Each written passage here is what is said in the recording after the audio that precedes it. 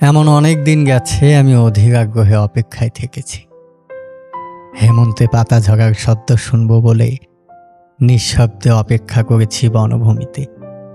কোনো বন্ধুর জন্যে কিংবা অন্য অনেকের জন্যে, হয়তোবা ভবিষ্যতেও আমি অপেক্ষা করব। এমন অনেক দিনই তো গেছে, কারো অপেক্ষায় বাড়ি বসে আছি।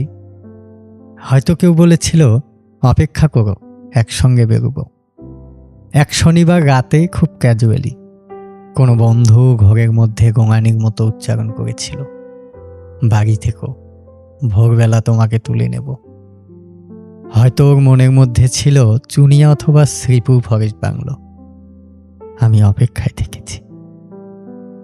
যুদ্ধের অনেক আগে একবার আমার প্রিয় বন্ধু অলোক মিত্র ঠাট্টা করে বলেছিল, জীবনে তো কিছুই দেখলি না, নুনজপিট পানশালা ছাড়া, চল তোকে দিনাজপুরে নিয়ে যাব। কান্তজির মন্দির ও রামসাগর দেখবি, বিরাট গোলাকার চাঁদ, মস্ত খোলা আকাশ দেখবি, পলা ও আধিয়াকদের জীবন দেখবি। গল্প টল্প লেখার ব্যাপারে কিছু উপাদান পেয়ে যেতেও পারিস। তৈরি থাকিস, আমি আসব। আমি অপেক্ষায় থেকেছি। আমি বন্ধু, পরিচিত জন, এমনকি শত্রুর জন্যও অপেক্ষায় থেকেছি। বন্ধুর মধুর হাসি আর শত্রুর ছুরির জন্য অপেক্ষা থেকেছি। কিন্তু তোমার জন্য আমি অপেক্ষায় থাকব না, প্রতীক্ষা করব। প্রতীক্ষা শব্দটি আমি শুধু তোমারই জন্যে খুব যত্নে বুকের তরঙ্গে তুলে রাখলাম। অভিধানে শব্দ দুটির তেমন কোনো আলাদা মানে নেই, কিন্তু আমরা দুজন জানি ওই দুই শব্দের মধ্যে পার্থক্য অনেক।